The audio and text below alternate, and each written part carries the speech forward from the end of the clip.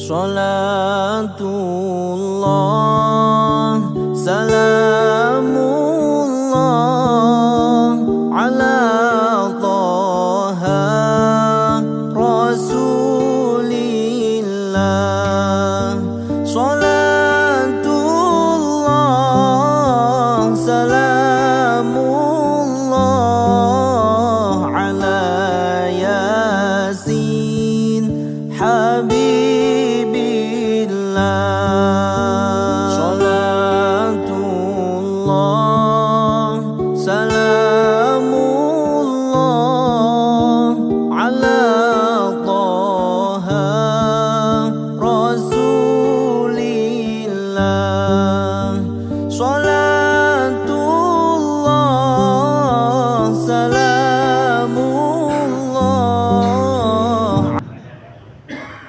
Hadirin sekalian, kita awali ta'lim rutin kita dengan sama-sama membaca lafaz basmalah. Bismillahirrahmanirrahim. Assalamualaikum warahmatullahi wabarakatuh. Alhamdulillahirabbil alamin. Wassalatu wassalamu ala asyrafil anbiya wal mursalin. Sayyidina wa habibina wa syafi'ina wa maulana Muhammadin sallallahu alaihi wasallam wa ala alihi wa sahbihi wa man tabi'ahum bi ihsanin ila yaumiddin, amma ba'd. Hadratul karamin, para jamaah salat maghrib Masjid Al-Muhajirin saya muliakan, khusus pada seluruh pengurus, para asatidah, para tokoh masyarakat yang hadir di majelis ilmu ini. Kita juga baru hidup ya beberapa jam mungkin di tahun baru Hijriah ini. Ya, ini udah tahun baru Hijriah belum? Sudah ya. Kalau pemerintah kan besok ya, karena Istiqmal hari Senin. Ya, hari Senin. Kita yang sudah ya berarti kemarin gitu ya. Tapi kalau mau ikut pemerintah ya besok gitu. Karena memang berbeda. Jadi kita tidak mempermasalahkan berbedanya, tapi yang jelas bahwa tahun itu akan berganti merupakan tanda bahwa ada yang menggerakkan tahun itu, ada yang mengatur tahun itu, ada yang menghitung tahun itu. Ada zat yang maha hebat yang bisa menggerakkan tahun demi tahun, termasuk tahun baru Hijriah. Sekarang tahun Hijriahnya tahun berapa? 1446 Hijriah. Ya. Harusnya tahun baru ini semangatnya baru, ya semuanya baru. Karena pesan Hijriah ini tidak main-main, ya. Bahkan hijrah itu perintah langsung dari Allah Subhanahu wa taala. Sehingga setiap tahun itu kita bermuhasabah, ya, itu bagusnya. Padahal muhasabah terbaik setiap saat, ya. Setiap saat, apakah sholat saya diterima enggak? Apakah baca Qur'annya diterima enggak oleh Allah? Apakah sedekah saya diterima apa enggak oleh Allah? Itu muhasabah juga. Namun demikian, muhasabah secara global tahunan, ya. Apa sesungguhnya yang ditanyakan oleh Allah SWT? Ada 4 hal, ya, yang ditanyakan oleh Allah SWT kepada kita. Dalam hadis yang sahih dikatakan, la tazalu qadama 'abdin, ya, hatta yus'ala an arba' fi yaumil qiyamah. Tidak akan bergeser 2 kaki seorang hamba sebelum ditanya 4 hal pada hari kiamat. Di antara 4 hal itu adalah an umrihi fima afta, ya, yaitu tentang usianya dihabiskan untuk apa? Coba usia kita dihabiskan untuk apa? Jangan cari dunia terus itu ya. Boleh nggak usianya digunakan untuk mencari dunia? Ya boleh om, usia itu dihabiskan untuk mencari apa? Dunia. Ya. Tapi maksudnya dunia ini adalah dunia yang diridhoi oleh Allah. Ada usia manusia itu yang digunakan cari dunia tapi tidak diridhoi oleh Allah. Apa contohnya? Ya kita mencari sandang pangan papan tapi nipu orang. Ya. Tapi bertentangan dengan syariat Allah. Ada nggak hidupnya yang dibuat maksiat terus? Ada ya. Saya baca itu pemilik majalah Playboy. Siapa yang pernah baca majalah Playboy? Ngaku saja, nggak apa-apa ya. Hah? Nggak usah malu ya. Yo, saya dulu ikut-ikutan aja gitu ya. Ikut-ikutan. Tapi kan pernah ya, dan saya ceritakan gitu. Itu baru mati usianya hampir 100 tahun, tapi hidupnya untuk bermaksiat. Di dalam buku terakhir sebelum dia mati gitu ya, ini dipastikan nggak taubat matinya ya. Itu dia katakan, aku telah menggauli 1000 wanita lebih, bayangkan ya. Itu dalam bukunya, kalau nggak percaya lihat tuh di Google, bisa dicek. Pendiri majalah Playboy mati ya, hampir usianya 100 tahun ya, 90 sekian lah gitu. Itu baru mati itu ya. Itu yang saya sebut usianya dihabiskan untuk maksiat. Pasti udah celaka, yakin itu. Maka ditanya ya, an umrihi fima afna, yaitu tentang usianya digunakan untuk apa. Kita bahagia loh malam hari ini, usia kita ya digunakan untuk ngaji, untuk mengetahui hadis ini ya. Itu nanti di hisab oleh Allah SWT. Bahagia saat usia kita ya dihisab itu, kita bahagia. Kenapa? Karena sedang melakukan ketaatan kepada Allah SWT. Ada orang yang mencari dunia ya, dalam hal ini finansial, uang, itu bermaksiat ya. Apa yang dilakukan? Setiap harinya judi. Ada nggak yang melakukannya? Ada itu ya, entah judi konvensional atau judi online. Saya lihat tulisan saya berkaitan tentang judi online ya, ada referensinya. Saya tulis bahwa Indonesia juara pertama ya di dunia dalam masalah judi online. Dia tuh tulis, ketik ya Zahid Mubarak, muncul tuh pasti itu tulisan-tulisan saya berkaitan tentang judi online ya. Juara pertama dunia atau ranking pertama dunia tapi judi online. Itu tahun lalu 2023 itu hampir 615 triliun. Itu yang ketahuan oleh PPATK, belum yang tidak ketahuan. Saya kira lebih banyak kali yang nggak ketahuan itu. Tapi kemarin-kemarin kan sempat viral ya, bahwa Indonesia ini darurat judi online ya. Juara pertamanya adalah mana?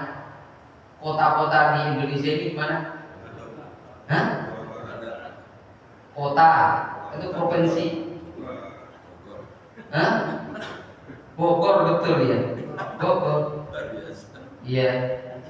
Kalau provinsi yaitu Jawa Barat. Jawa Barat. Nomor 2-nya Kota Bogor. Nomor 1-nya kalau nggak salah kabupaten, ini bapak-bapak ini kabupaten ya. Gitu ya. Saya di Kota Bogor ya. Dan kalau kota, kecamatan tertinggi ya judi online-nya adalah Kota Bogor, betul. Yaitu tepatnya Bogor Selatan. Itu Bogor Selatan. Saya sempat berkunjung juga ke sana ya, setelah dinyatakan kecamatan paling banyak pengguna judi online. Nah ini usianya digunakan untuk judi terus Ya. Judi ini ada manfaatnya enggak? Hah? Ada manfaatnya enggak? Yang pernah ikut coba siapa? Enggak pernah di sini. Alhamdulillah. Saya mau cerita ini kisah nyata. Orang datang ke rumah saya. Ustaz, saya ikut judi online. Saya bilang menang atau kalah?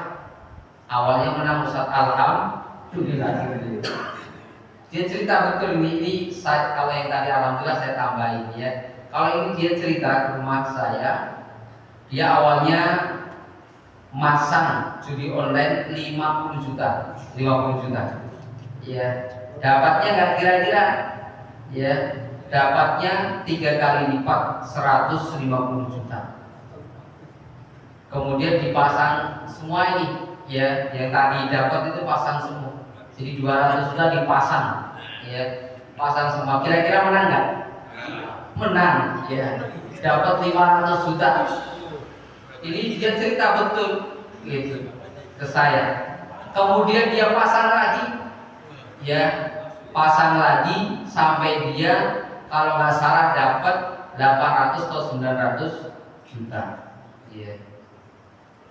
Akhirnya dia pasang semua, dia harapannya akan dapat lebih banyak, ngutang dia ke teman-temannya, asetnya dia jual, rumahnya bahkan diagunkan. Dihitung-hitung jumlah uang cash yang sudah ada di tangan untuk mau judi itu 1,5 miliar. Ini betul nih, 1,5 miliar. Di malam hari ketika orang-orang telah tidur, ya, ini dia main judi online, ya. Semalaman dia main sampai kira-kira pagi jam 6. Apa yang terjadi kira-kira? Dia nunggu itu, karena judinya menggunakan nggak tahu ritme apa gitu, naik turun judi slot atau apa namanya. Kemudian apa yang terjadi? Ternyata dia kalah semalam itu 1,5 miliar. Ya. Apa yang terjadi? Bangkrut akhirnya dia. Dia tidak punya mobil lagi, rumahnya udah dijaminkan. Dia bingung gimana mau langsung, gitu ya, mau cicil itu. Akhirnya singkat cerita, orang ini yang tadinya punya kendaraan, punya rumah, punya istri yang solehah. Bahkan dia cerita ke saya, istri saya itu Ustaz sedang sholat qiyamul lail, bayangkan. Di kamar sebelah saya main judi online. Ini dia cerita betul, saya nggak ngada-ngada. Ya, akhirnya dia Allah uji sampai hari ini masih kesusahan. Rumahnya ngontrak sekarang. Ya, itu judi online. Ya, ternyata ada manfaatnya juga. Nanti kalau tidak percaya, lihat surat Al-Baqarah, surat yang kedua ayat 219, bahwa innamal khamru wal maisir, ya, sesungguhnya khamr dan juga judi itu ada manfaatnya. Kalau yang tadi saya bacakan surat Al-Maidah ayat 90 dan 91, ya. Kata Allah Subhanahu wa taala bahwa judi dan juga minum khamr itu ada manfaatnya. Wa manafi'ul linnas, ya, ada manfaatnya. Baik minum khamr ataupun judi, ini Al-Qur'an mengatakan. Tapi lanjutan ayatnya adalah, ya, wa ithmuhuma akbaru min naf'ihima. Namun madorotnya, bahayanya jauh lebih besar daripada manfaatnya. Ada manfaatnya sudah ditemukan. Minuman khamr itu bisa menjadikan badannya hangat. Benar nggak? Pernah ada yang minum minuman sih?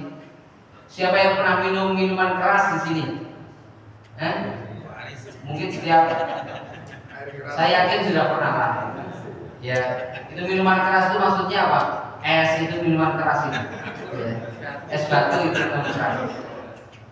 Jadi yang benar bukan minuman keras, tapi minuman yang memabukkan. Makanya al-khamr itu artinya adalah al-ghamtul akal, yaitu yang menutupi akal sehat. Ya, kalau minuman keras yaitu batu apa, es batu ya, kemudian apa lagi itu yang keras-keras ini, es krim ya kan, keras ya. Tapi itu maksudnya khamr. Ada orang yang usianya digunakan terus untuk minum khamr ya, udah dicatat dalam sejarah. Kamal Ataturk ya, itu matinya karena pembuluh darahnya pecah karena kebanyakan minum ya. Ini Kamal Ataturk ini. Nah itu jadi ada usianya itu nanti ditanyakan ya, celakanya ketika sedang melakukan kemaksiatan dihisab. Kan usia ini mulai dihisab kita bagi laki-laki adalah ketika usia balik ya. Ya dalam fikih usia balik laki-laki berapa? 15 tahunan. Itu dihisab itu. Wah ini kita lihat itu seperti diseken gitu kira-kira. Wah ini sedang melakukan kajian gitu ya, melakukan kemaksiatan. Tapi kemaksiatan itu bisa tidak terdetek loh, nggak terseken. Kenapa kira-kira? Tobat ya, tobat itu bisa menghilangkan segala-galanya, tapi masih ada bekasnya ya. Masih terlihat bekasnya kira-kira ya. Kecuali tobat yang diterimanya adalah tobat di bulan Ramadan ya, dengan hadis yang sahih, Allahumma innaka afuwun tuhibbul afwa fa'fu anni. Allah menggunakan kata-kata afun ya, bukan menggunakan kata-kata ghafurun. Di luar Ramadan menggunakan kata-kata ghafurun.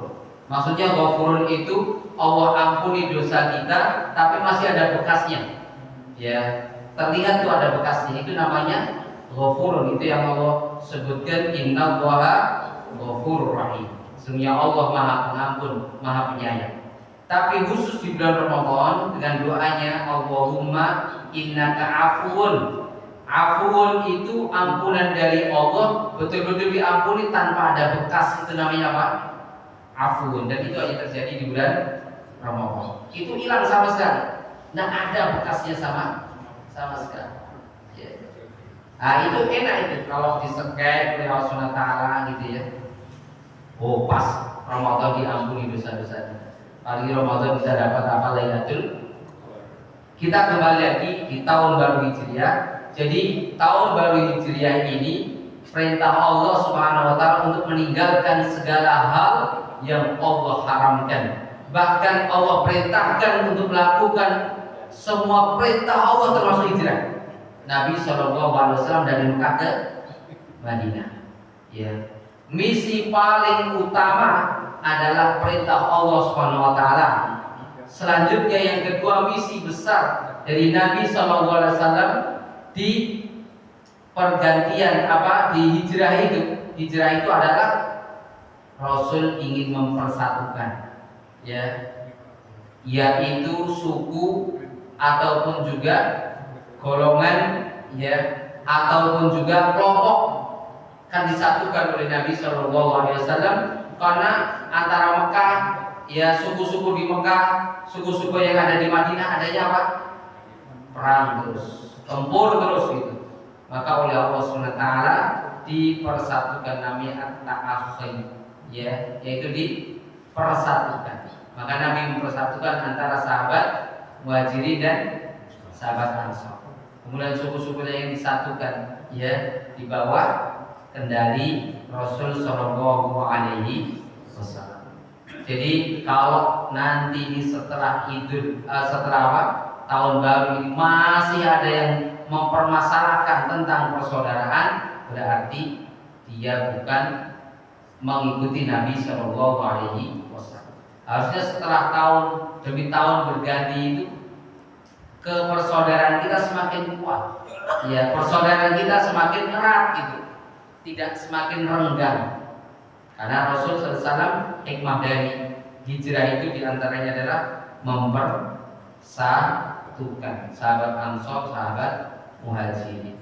Sahabat Ansor yang menolong dengan ketulusan dan keikhlasan yang mungkin tidak akan bisa disamai oleh kita. Dalam nolong itu tidak tanggung-tanggung jawab sekali. Ya. Karena yang datang dari Mekah namanya sahabat apa? Muhajirin. Tidak membawa apapun kecuali hanya baju yang melekat pada tubuhnya saja. Semua aset dibekukan. Istrinya yang masih kafir nggak boleh ikut, anaknya juga sama. Ya, ini kan luar biasa. Dibekukan semua. Nah, nanti harta-harta yang dibekukan oleh kaum kafir Quraisy itu, ya, pada tahun kedua atau ketiga itu akan dilelang kira-kira. Ya, kemana? Ke negeri Syam yang dibawa oleh Abu Sufyan, yang nanti cikal bakal perang apa? Perang Badar, ya. Jadi awal mula perang Badar itu sesungguhnya bukan langsung perang, tapi penduduk Madinah yang berhijrah ingin mengambil hartanya atau hak-haknya, ya, selama yang ada di Mekah itu karena dibekukan, nggak bisa dibawa sama sekali, ingin diambil, tapi nggak mau penduduk kafir Quraisy karena kamu sudah meninggalkan tempat Mekah ini, ya.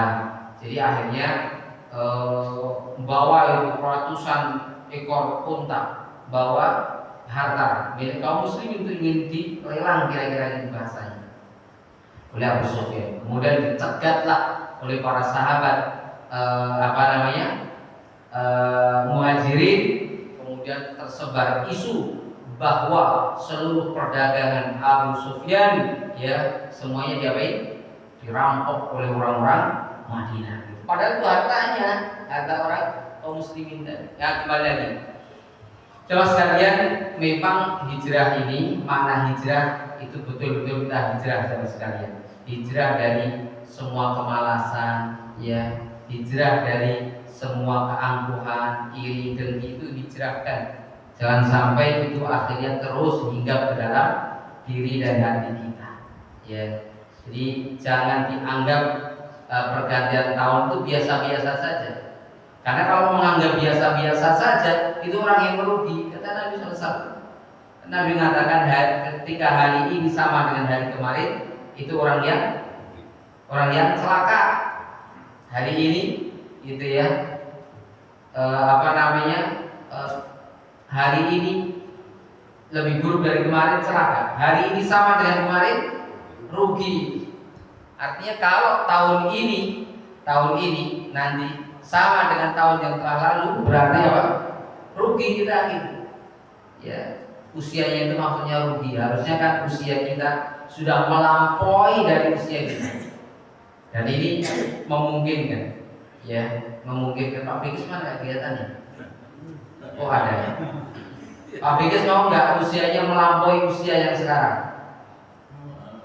Mau nggak? Ini pernah ditanyakan para sahabatnya Rasul, ya, bisakah usia kami melampaui usia kami sesungguhnya? Kata Nabi bisa.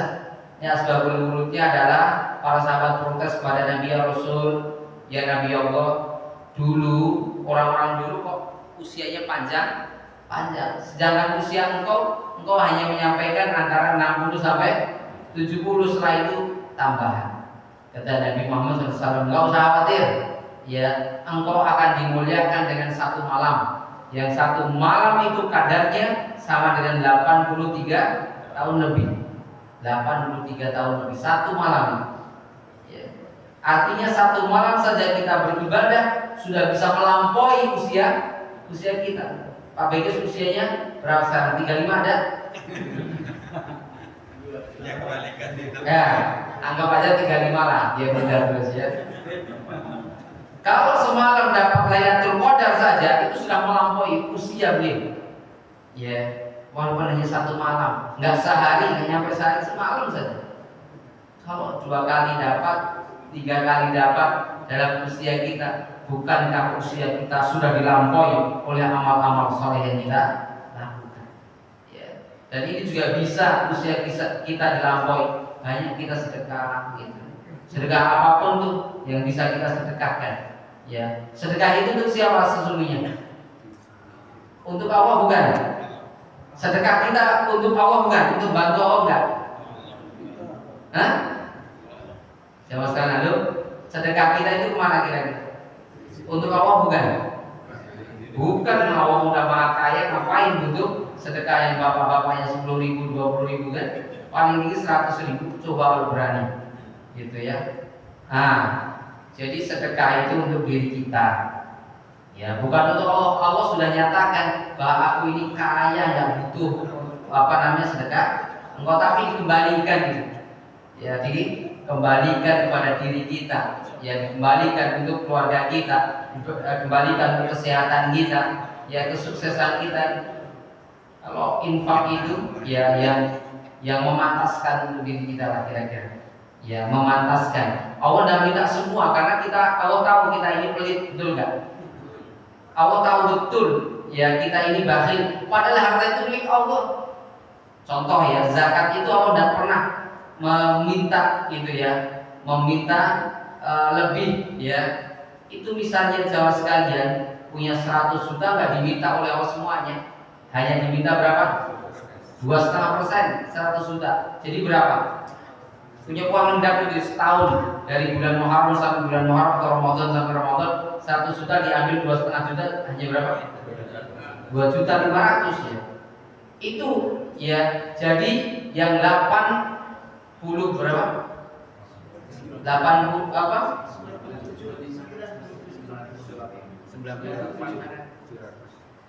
100 juta diambil 2.500.000 97 ya. 97.500 itu milik Bapak sekali. Oh, tidak minta semua. Ya, itu yang dikasihkan 2,5 saja, 2.500.000. Karena kau tahu kita ini pelitnya luar biasa manusia. Ya, dan itu bukan untuk Allah. Ya, bukan untuk Allah, untuk diri kita. Korban juga bukan untuk Allah, untuk diri kita dikembalikan. Ya, memang itu bentuk taat seorang hamba kepada Allah. Makanya bermacam-macam itu ini yang korbannya ini, ya kan, ada yang gemuk, ada yang kurus, sesuai dengan apa kemampuan kita. Ya, jadi kembali lagi, yuk kita jadikan tahun Hijriah ini jangan hanya biasa-biasa. Kita harus punya mimpi, kita harus punya at-tashdid namanya, cita-cita. Ya, al-amal, cita-cita. Ini konsepnya dalam surat Al-Hasyr ayat 18 yang jamaah sekalian sudah pada hafal. Ya ayyuhalladzina amanu taqullaha wal tanzur nafsum ma qaddamat lighad wattaqullaha innallaha khabirum bima ta'malun. Ya ayyuhalladzina amanu, orang-orang yang beriman. Ya ayyuhalladzina amanu taqullaha, ya wahai orang-orang yang bertakwa, ya kan? Hendaklah engkau melihat apa yang akan engkau lakukan, apa yang akan engkau kerjakan yang akan datang. Ini berarti kita harus bercita-cita setinggi mungkin, sebanyak mungkin cita-cita kita.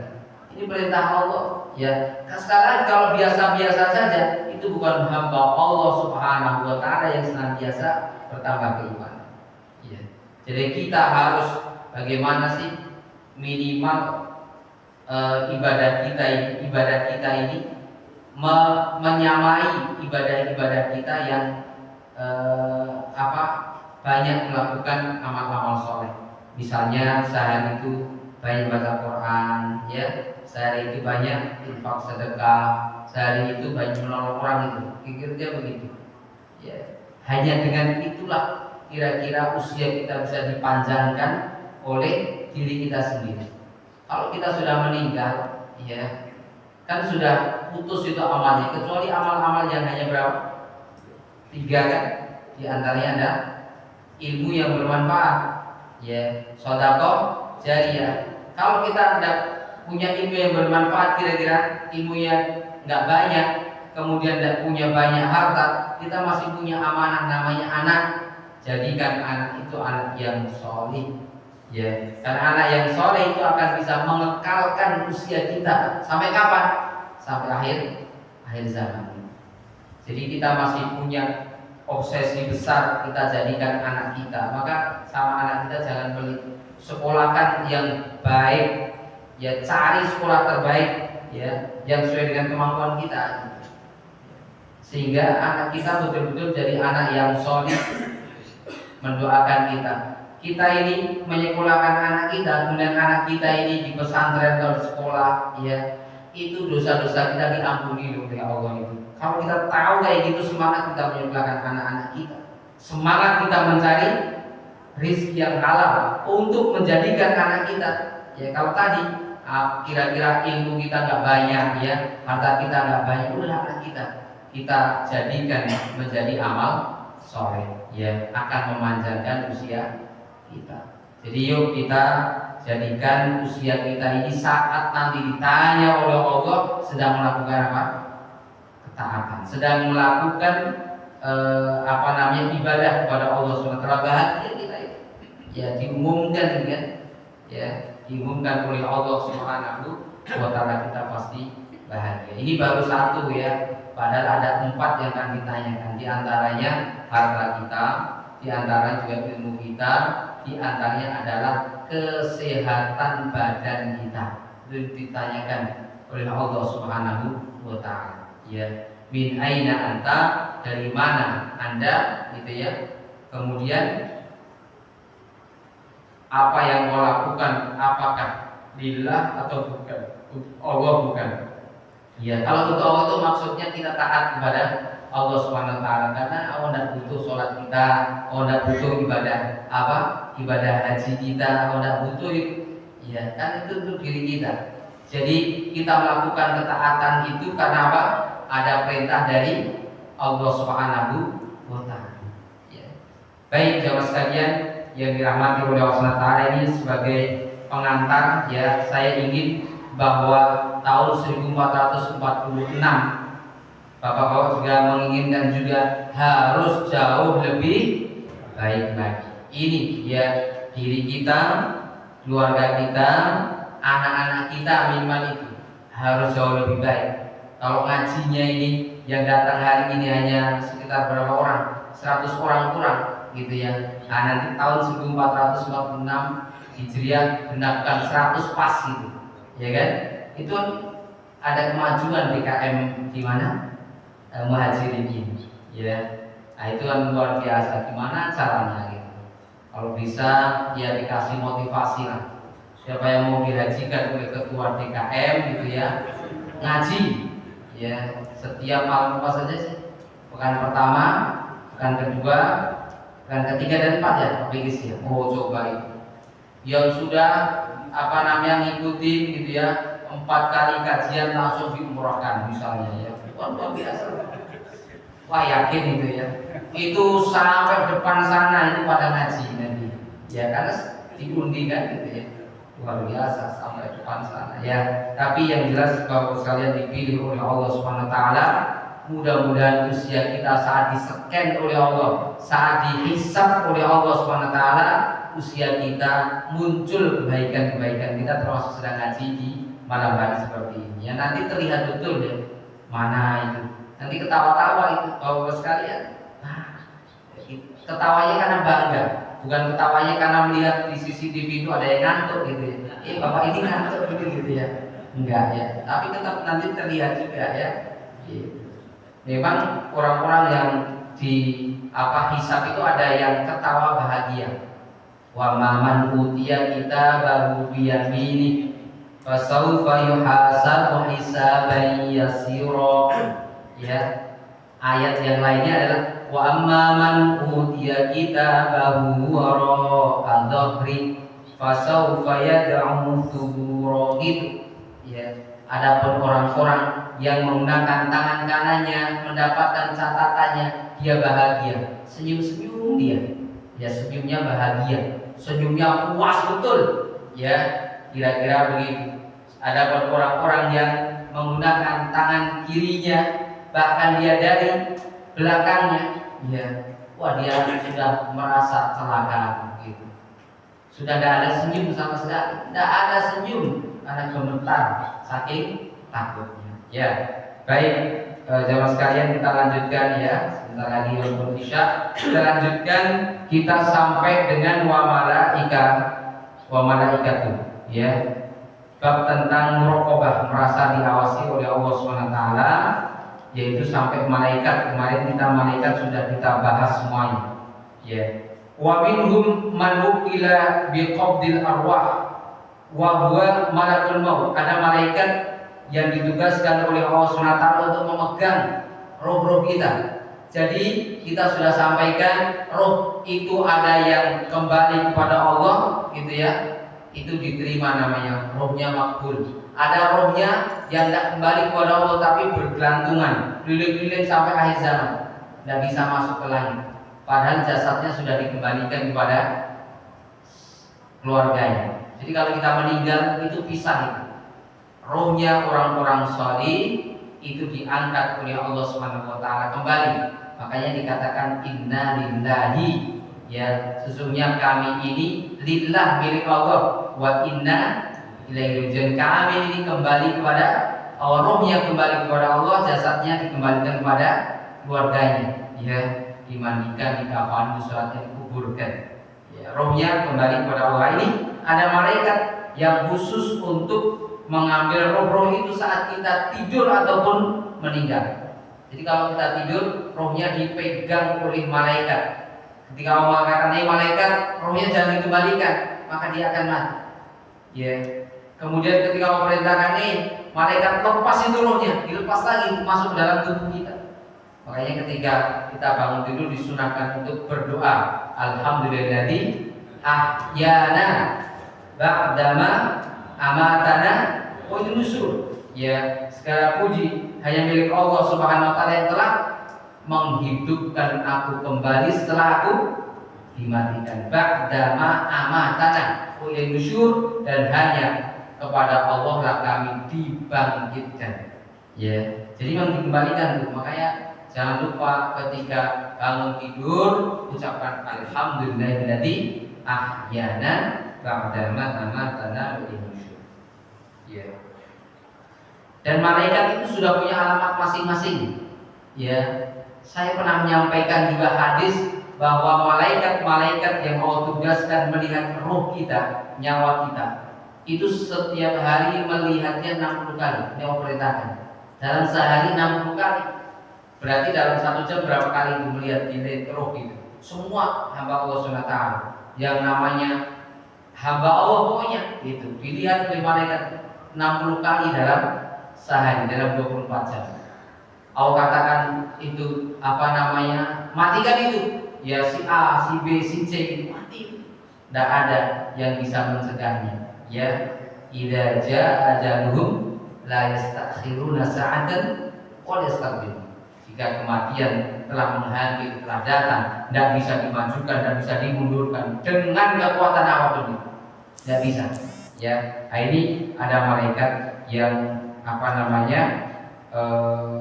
menangani masalah. Orang-orang yang sholih, mudah-mudahan kita masuk dalam orang-orang yang beriman ya ketika wafatnya. Itu wayanziluna bil kufni wal hunuti lirruh allati tukhriju minal jasad in kana min ahli iman. Jadi malaikat itu ketika yang meninggal orang yang beriman itu sudah membawa kain kafan, membawa juga al-hunut, itu semacam kapas ya. Pokoknya persis bagaimana dilakukan jasad itu kembali, dimandikan ya. Itu oleh malaikat. Roh-rohnya itu kalau orang-orang saleh, mudah-mudahan kita termasuk orang yang saleh ya. Itu. Ja'alna nawwahu minhum, mudah-mudahan kita masuk ke dalam orang-orang yang beriman. Fa innahum yanziluna bi kafnin minal al-jannah wa hunutin minal jannah. Jadi orang-orang yang beriman ya itu udah bahagia aja pokoknya. Ya, sudah bahagia. Ini Allah abadikan dalam surat Fussilat. Ini silakan dilihat ya dalam surat Fussilat. Wa ingkanu min ahli niran. Ini masih malaikat yang memegang rohnya orang-orang bermaksiat. Nazalu bi hunutin minan nar wa kafnin minan nar. Ada orang-orang yang banyak ahli neraka ya tadi, amalan-amalan ahli neraka itu judi, minum khamar ya, berzina dan lain sebagainya, itu ahli neraka. Itu dibawa itu kain kafannya dari neraka ya, semua fasilitas dari neraka ya. Tsumma yajlisuna 'indal muqtadar alladhi hadara ajalu yukhrijuna ruhahu hatta tablugha hulqum. Dia dudukin tongkrong itu, kira-kira malaikat tuh diketok ke kepalanya, keluar kamu gitu. Nggak mau rohnya itu terus diketok, ya sampai dia mau keluar. Makanya orang itu kalau sedang sakratul maut, orang-orang yang beriman itu malaikat dengan sopan. Tapi itu orang yang maksiat keras, ya dipaksa untuk keluar, dipukul lagi, teriak-teriak dia, itu ya kesakitan dia. Itu. Wa idza balaghatil hulqum, ya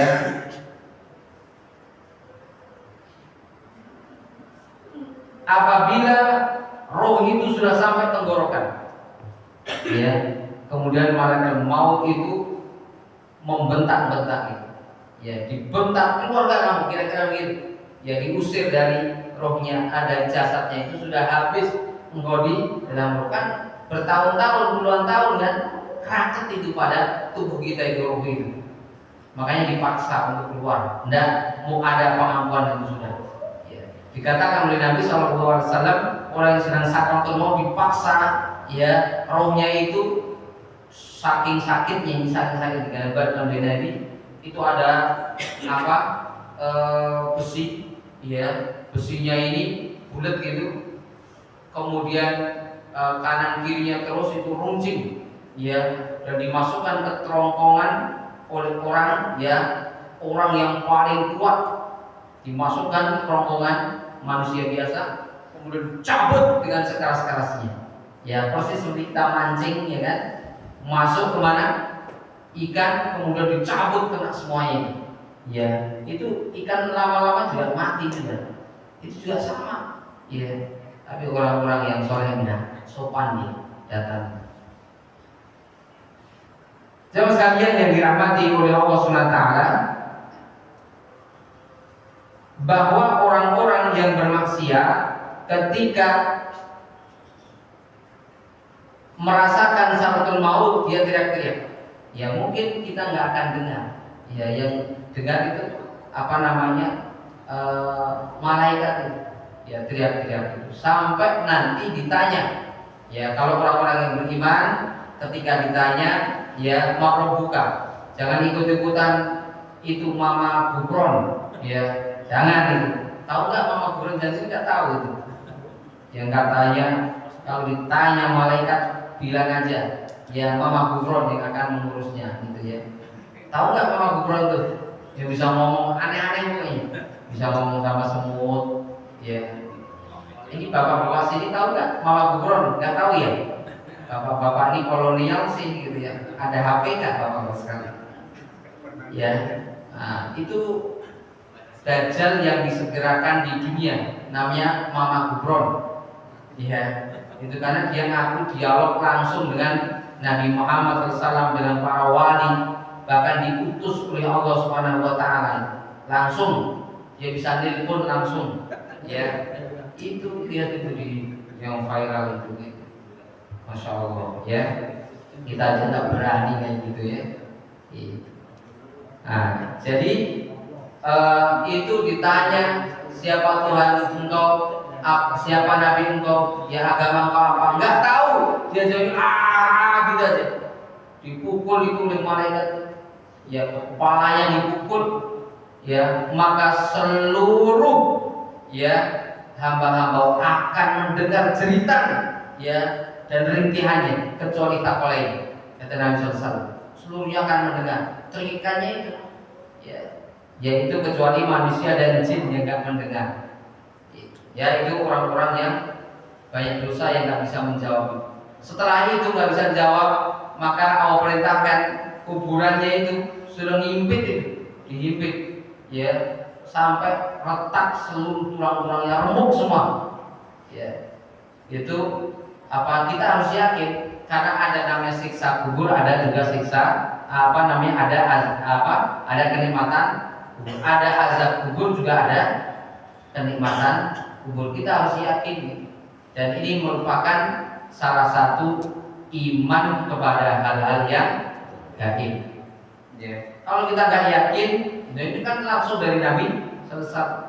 Ya, ada real juga Nabi melihat orang yang disiksa di kubur itu dengan izin Allah Subhanahu wa taala. Jadi penting kita untuk mempelajari ya malaikat-malaikat yang memegang ruhnya itu, ada yang dikembalikan, ada yang tidak. Ya. Cuma sekalian ada juga malaikat yang ditugaskan ya itu untuk merawat arsy Allah Subhanahu wa taala. Jadi arsy Allah itu dipanggul oleh malaikat ini dengan izin Allah Subhanahu wa taala. Ya. Begitu juga ada malaikat yang diperintahkan untuk mendampingi para nabi. Misalnya Nabi Sulaiman, ya kan? Nabi Sulaiman ini saat mau memindahkan istana Ratu Bilqis gitu ya, itu yang memindahkan malaikat, yang memindahkan apa? Malaikat, bukan jin. Padahal jin waktu itu sudah nawarin, kata Nabi Sulaiman kurang cepat gitu, karena kata jinnya itu engkau bangkit dari apa? Duduk itu nanti istana Bilqis sudah ada. Ya. Tapi Nabi Sulaiman mengatakan kurang cepat katanya. Ada enggak yang lebih cepat lagi? Ya. Makanya orang yang berilmu itu ya mengatakan wahai Nabiullah ya Sulaiman, aku bisa lebih cepat lagi dari yang disampaikan oleh jin itu. Yaitu apa? Kedipan mata. Ting, itu sudah ada. Ya kan lebih cepat lagi gitu. Sudah itu tugasnya malaikat yang mengangkat demikian. Ya. Sehingga Al-Quran mengatakan anak atika bi qabla an taquma min maqamik wa inni alaihi laqawiyyun amin. Ya. Adapun jin itu mengatakan ya aku bisa sebelum engkau beranjak dari singgasana. Tapi dikatakan waladzi indahu ilmu minal kitab ana atika bihi qabla yartadda ilaika tarfuk. Ya, lebih cepat lagi kira-kira. Nah, ini ada malaikat ya yang membawanya. Ada malaikat yang khusus sama sekalian membagi-bagi rezeki itu. Maka jangan pernah lelah kita meminta kepada Allah Subhanahu wa taala. Malaikat apa namanya yang bagi rezeki? Yang bagi-bagi rezeki malaikat apa namanya? Mikail, ya. Kalau dalam orang Nasrani disebut Mikael atau ya Mikael. Ya, itu maksudnya Mikail. Ya, ada juga Jibril. Kalau dalam Islam Jibril bagi mereka adalah Jibril. Ya, sama. Ya, mereka meyakini ada juga malaikat-malaikat.